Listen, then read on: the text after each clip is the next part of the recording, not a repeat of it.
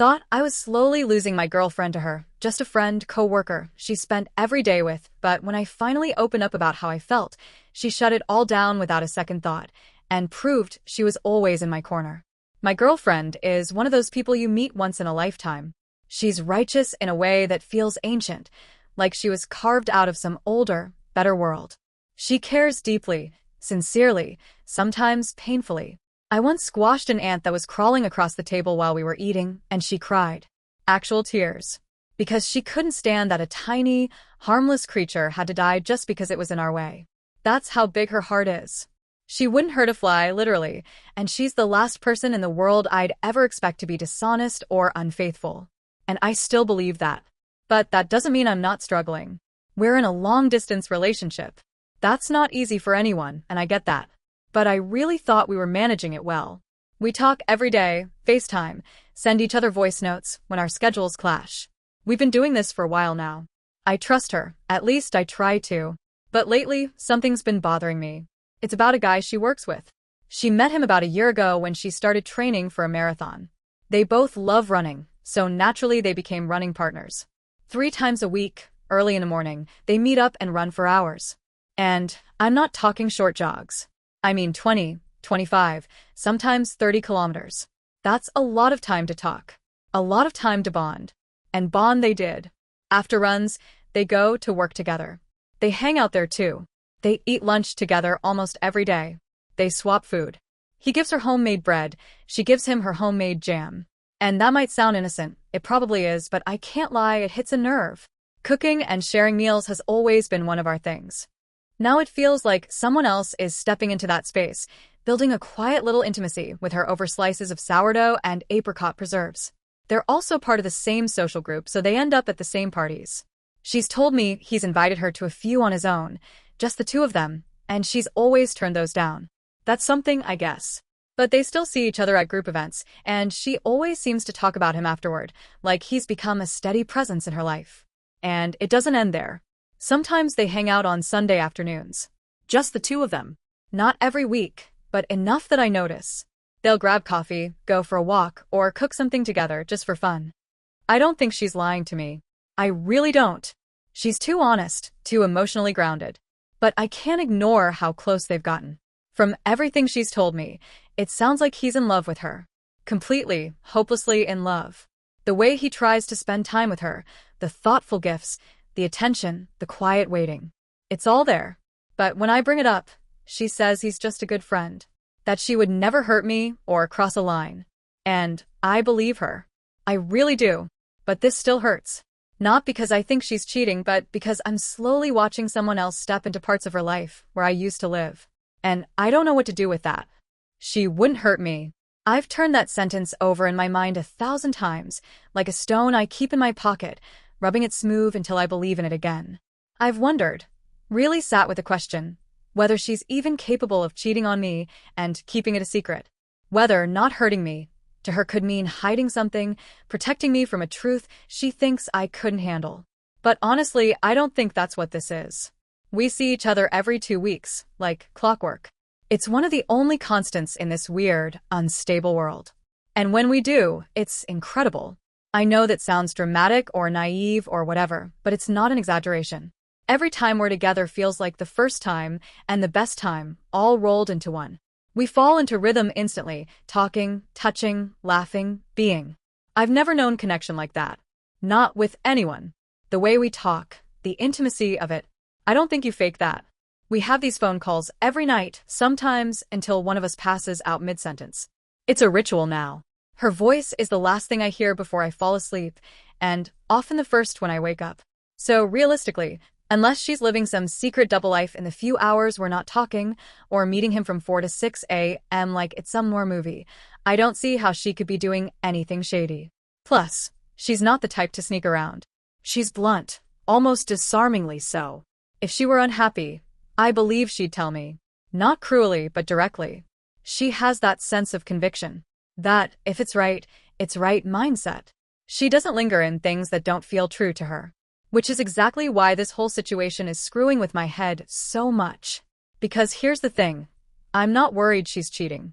I really don't think she is. But I am worried about what's not being said.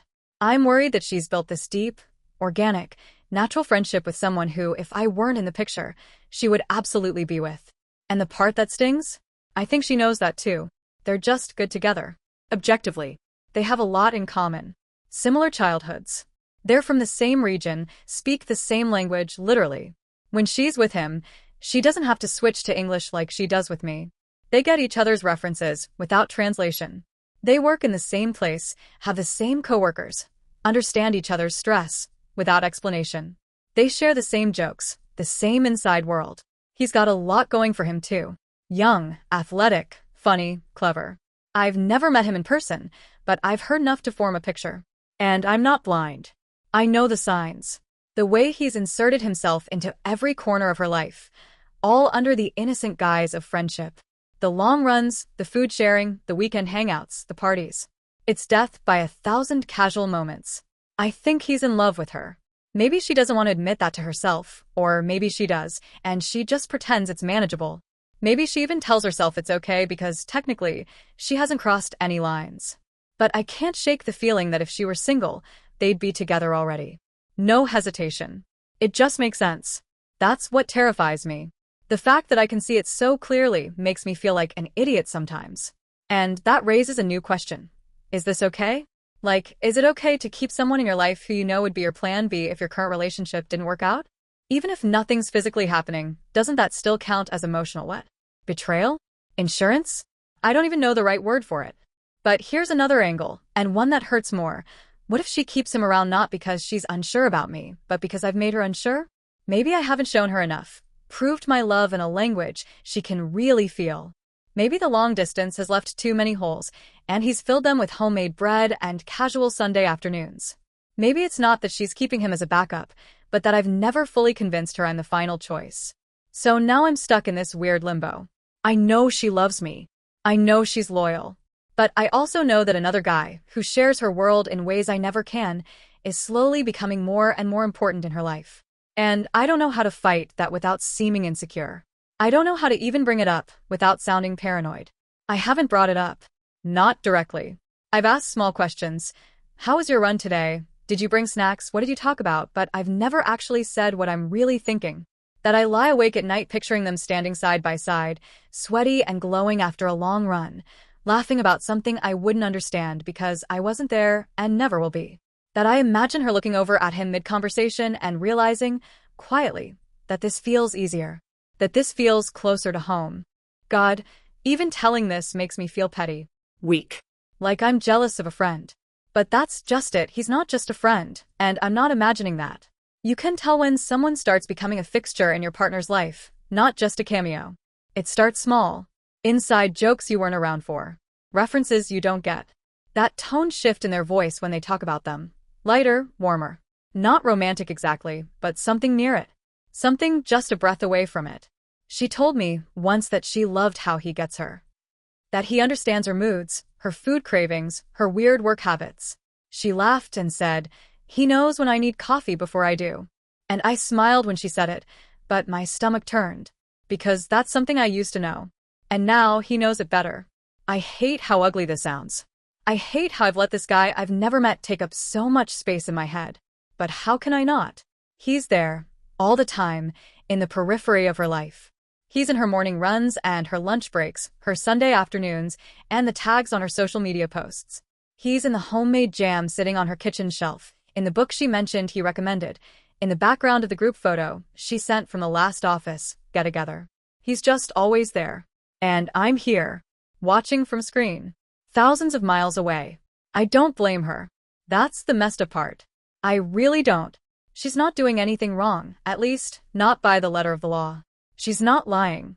She's not hiding anything. If anything, she's being open about it. She tells me about their conversations, about the things he says. She even jokes about how into her he is, like it's a harmless thing. Like it's flattering, not threatening. But she doesn't see it from my side. She doesn't see the way it chips away at me. Quietly. Daily. And I can't tell if it's my own insecurity, or if I'm just seeing something she refuses to. There's a version of this story where I confront her, calmly and respectfully, and we talk it out. Where I say, hey, I know you're close with him. But lately it's been bothering me. I feel like he's not just a friend. And maybe she'd listen. Maybe she'd reassure me. Maybe she'd say, "You're the one I love, not him. He's just a friend." And maybe I'd believe her. Maybe I'd try harder to trust that. But there's another version, one I'm more afraid of, where I finally get brave enough to voice it, and she looks at me with that startled expression, the one that says, "You noticed?" Where she hesitates just a second too long before responding. Where her voice is too careful, her words too measured.